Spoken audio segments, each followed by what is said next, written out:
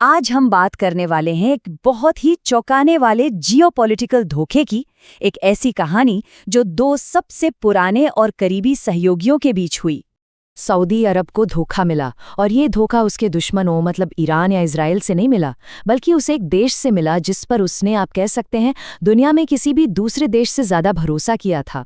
और वो देश है पाकिस्तान। और यहीं पर सबसे बड़ा सवाल खड़ा होता है ना? जरा सोचिए, 50 सालों तक सऊदी अरब ने पाकिस्तान के न्यूक्लियर वेपन्स प्रोग्राम को पैसा दिया, उसे मुफ्त में तेल दिया, और जब भी पाकिस्तान दिवालिया होने वाला होता था, सऊदी उसके सेंट्रल बैंक में अरबों डॉलर डाल देता था। तो फिर पाकिस्तान ने सऊदी अरब को धोखा क्यों दिया?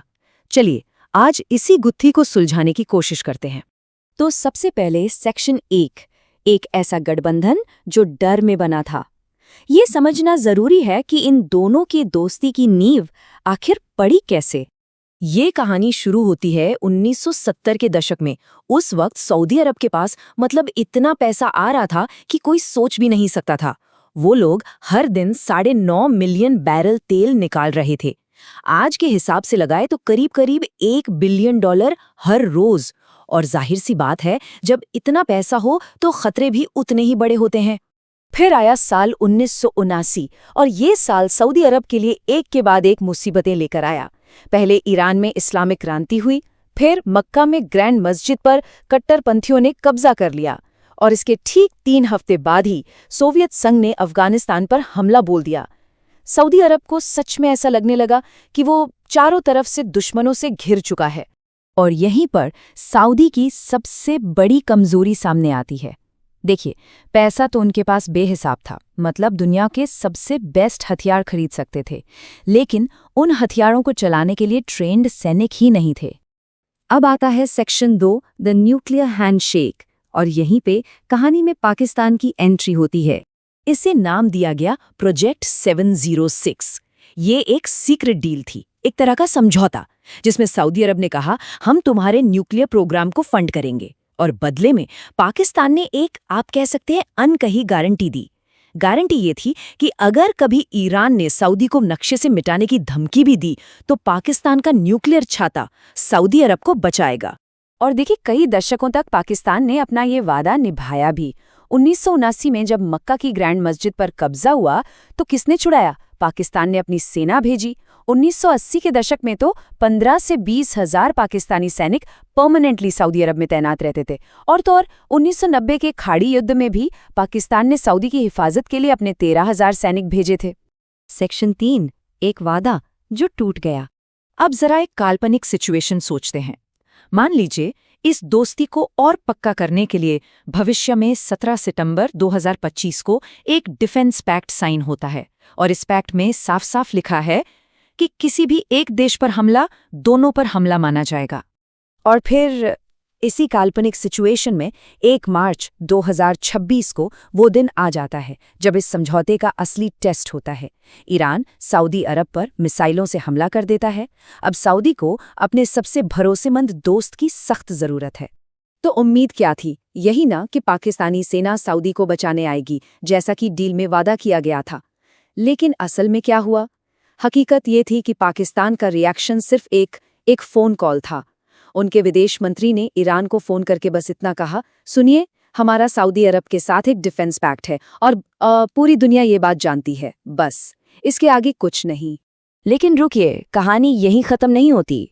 ये धोखा और भी गहरा है। पहला तो ये कि पाकिस्तान ने सिर्फ सऊदी को अकेला नहीं छोड़ा।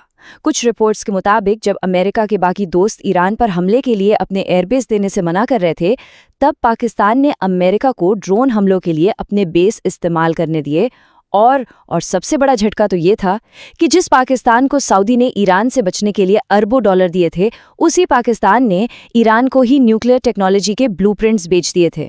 सेक्शन 4, पाकिस्तान की दर्दनाक मजबूरी। तो हम वापस उसी असली सवाल पर आते हैं। आखिर इस काल्पनिक सिचुएशन में पाकिस्तान ने ऐसा किया तो क्यों किया होगा? देखिए, इसका कोई एक सीधा सा जवाब तो नहीं है, लेकिन 2 बड़ी वजहें मानी जाती हैं। पहली वजह है स्ट्रेटेजिक डर। पाकिस्तान पहले से ही 3 तरफ से घिरा हुआ है ना? पूर्व में भारत, उत्तर पश्चिम में अफगानिस्तान और पश्चिम में बलोच लड़ाके। ऐसे में सऊदी अरब में अपनी सेना भेजना एक बहुत बड़ा रिस्क था। और दूसरी और शायद सबसे बड़ी वजह थी पाकिस्तान की अपनी घरेलू राजनीति। पाकिस्तान में दुनिया की दूसरी सबसे बड़ी शिया आबादी रहती है, करीब 4 करोड़ लोग, और ये लोग ईरान के सर्वोच्च नेता को अपना आध्यात्मिक गुरु मानते हैं। तो अगर पाकिस्तान ईरान पर हमला कर देता तो देश के अंदर ही सिविल वॉर यानी गृह युद्ध छिड़ सकता था। और अब आखिरी सेक्शन, न्यूक्लियर इंश्योरेंस पॉलिसी। तो सवाल ये है कि पाकिस्तान ये सब कुछ कर कैसे लेता है? इसका जवाब छिपा है उसके एक तुरुप के इक्के में। और वो तुरुप का इक्का है ये नंबर 170। ये पाकिस्तान के न्यूक्लियर हथियारों की संख्या है। पता है, ये दुनिया का 5वां सबसे बड़ा न्यूक्लियर जखीरा है, ब्रिटेन और फ्रांस से भी ज्यादा। तो अब आखिरी और सबसे बड़ा सवाल, जब पाकिस्तान इतने धोखे देता है तो दुनिया उसे सजा क्यों नहीं देती? जरा सोचिए, इराक पर उन हथियारों के लिए हमला हुआ जो उसके पास थे ही नहीं, लेकिन पाकिस्तान ने 3 देशों को न्यूक्लियर हथियार बेचे और फिर भी उस पर कोई पाबंदी नहीं लगती, बल्कि IMF से लोन मिलता है। आखिर ऐसा क्यों है? इसका जवाब सच में बहुत डरावना है। वजह यह है कि पूरी दुनिया को एक ही चीज का डर है कि अगर पाकिस्तान एक देश के तौर पर फेल हो गया, अगर वो ढह गया, तो उसकी ये 170 परमाणु हथियार तालिबान, आइसिस या अल कायदा जैसे गुटों के हाथ लग जाएंगे। और ये एक ऐसा भयानक सपना है जो हर इंटेलिजेंस एजेंसी को रात में सोने नहीं देता। मतलब एक ढहता हुआ पाकिस्तान एक ऐसे न्यूक्लियर बॉम्ब की तरह है जिसका कोई सिक्योरिटी गार्ड नहीं है। और बस यही एक वजह है कि दुनिया पाकिस्तान की हरकतों को नजरअंदाज करती रहती है, क्योंकि एक अस्थिर पाकिस्तान से ज्यादा खतरनाक और कुछ नहीं हो सकता।